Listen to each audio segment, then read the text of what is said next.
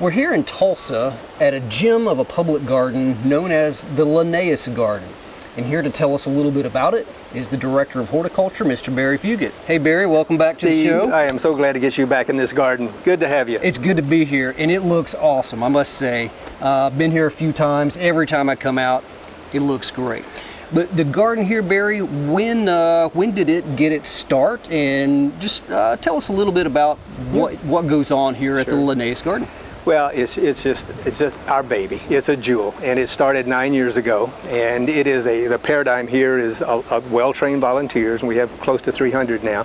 We train each fall, and then we have industry from coast to coast, and you have been a blessing to us as well with plant materials. So everything you walk up and see, everything you stand on at the Linnaeus Garden is a donation from somebody, which is amazing, and all the labor is volunteer labor, and they've been able to keep it just looking like a little paradise here. But we're 9 years old, celebrated our 9th anniversary in June, and big things are continuing to happen. Still going strong and expanding a little bit. And the name Linnaeus, where does that come from? He is, well, we like to call him the father of botany, but he was an incredible guy. For viewers, just Google the name Carl Linnaeus and you'll get up thousands and thousands of possible hits.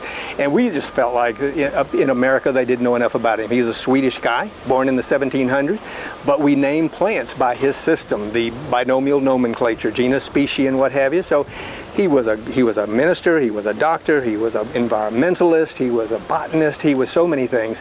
And it's said of him or written about him that he never met a student that he didn't take under his arm and share with him about horticulture and gardening. So we thought it was a perfect name for the garden. Sounds like a wonderful person. And you even had a statue back here in his honor and likeness? 1,000-pound bronze of Carl Linnaeus standing back here in his finery of the 1700s. We try to get him pictured in his 50s when he was at the height of his notoriety in Europe. Sure. And a local artisan did the sculpture itself, and you can see some tiles behind him of native plants for Oklahoma, and there he is just greeting you as you come up the walk.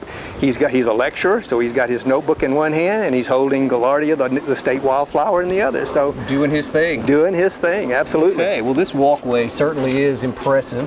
This is part of Woodward Park. It is. And of course I used to work here years ago as a gardener for the city park department.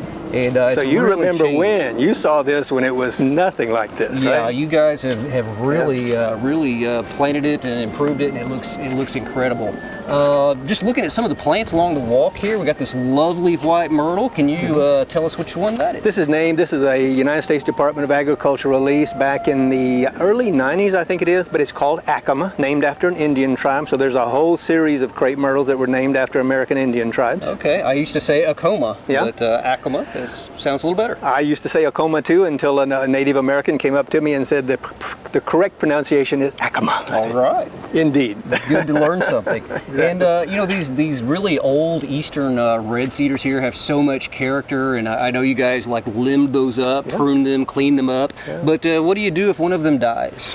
What we do is what you're looking at right there. One of them did die, and our volunteers are such I like to call them the Horticulture Marine Corps. They just take ownership of every plant out here. So when this tree died, they came to me and said, if we could raise the money, could we have the chainsaw sculptor come along, Mr. Cause, and do a tree of discovery? And so absolutely. So they raised all the money to have that done. And now children love walking around that, and we just asked them to identify all the little critters that are staring at them out from the tree, including our state bird up there, the scissortail. That is wonderful. Yeah. And the weeping tree back here on the left? That's a weeping purple redbud, and just a fantastic. We're going to allow that plant to just continue to grow. It'll never get any taller. It's a grafted plant, but the branches are all pendulous and weeping, and I have seen these to where they literally trailed over walls and what have you. Wow. And that's what's beginning to happen. You can see there several of the branches are going out over the ground there to make a waterfall effect for, of all things, a redbud. Very nice accent plant. Yes, well, it is. Let's take a look at some of the other areas of the Linnaeus Garden. Barry, another thing I really like about the Linnaeus Garden is the plant trials that you guys do out here. And looks like you got a really good heat-tolerant selection of periwinkles here. We have. Last year we dedicated this little section of the garden to lantana varieties, and the public seemed to enjoy that. This year it's vinca or periwinkle, and there's so many varieties and the breeding work going on to improve them, to dwarf them, to make them bigger and even more floriferous than they've probably ever been. And so disease resistance. Disease resistance is being worked into it. So we're kind of, and the public has really embraced these, and so hopefully we get people excited about great plants, and then they go to retail nurseries and to guys like yourself and buy them. We don't compete or in any way with the nursery industry. We just ask them to donate so that we can show the public of what, some neat things that we can grow here in Oklahoma. Sure. But boy, there's some hot new varieties indeed for vinca today. They've come a long way. I mean, They just have. from the 20 years ago or so, just the varieties that were available and the size of the flowers, and this is a really unique one right here. That is. I'm going to be using that next year in some hanging, but my wife fell in love with that. Just the colors, it just really spoke to her. But I kind of like some of these dwarf varieties that are very thick and compact and for ground cover purposes, and obviously for trailing and urn, they would be great for that as well. But some neat new stuff indeed. Well, Barry, I think it is amazing the amount of support you guys get for this garden. Well, it is, Steve, and in fact, there was no way to do this Linnaeus Teaching Garden without the public getting involved, and obviously a lot of volunteers. But industry, this is as much an industry garden as it is anything, because every plant, again, you see at Linnaeus, some industry personnel or nursery around the country is donating it for us to show and tell, and to hopefully to build a demand for it. But we're just looking for great plants. And then we've got great gardeners who like to grow them. But yeah, we're standing on the cool spot, temperature-wise. It does feel nice here. It does, underneath these conifers. But it gives you kind of a view of the garden and how it's sectioned into room effect. Linnaeus is quintessentially a classroom. It's a display garden. So it's an opportunity for us to do the displaying for guys like you and industry across the country. And when you arrange it like this, it can be pretty attractive as well. You guys do have some amazing plants here, and the hardscape, just all this other garden area is it is incredible. And the gardens as they stand now have pretty much occupied the same footprint for the last 9 years, but you guys are getting ready to do a little bit of expansion. Can you tell us a little bit about that? Oh, some exciting things are happening. We had a donor step up, and we are in the last stages of building a new classroom for Linnaeus so that we'll be able to do small group training of 50 to 60, 75 people at a time.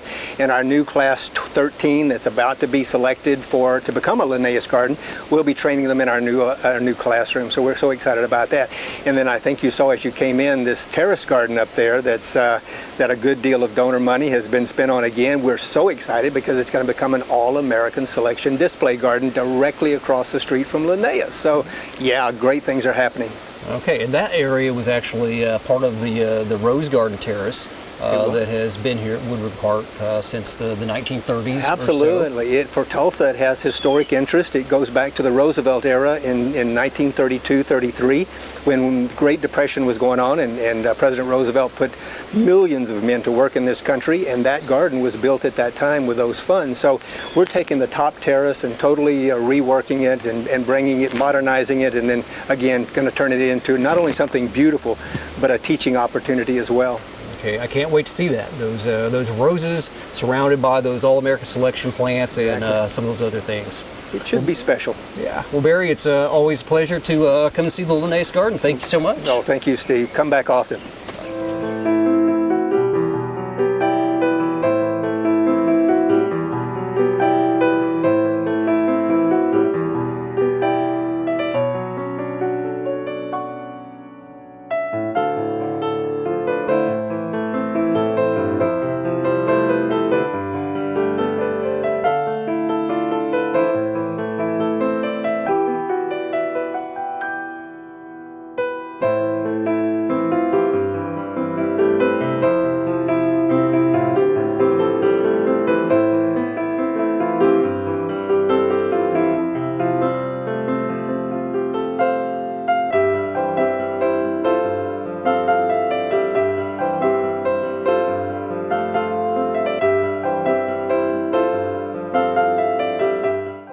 We hope you enjoyed this video. It's part of our Oklahoma Gardening YouTube channel. You can also find even more videos on our OK Gardening Classics YouTube channel. And join us on social media for great gardening tips, photos, and discussion.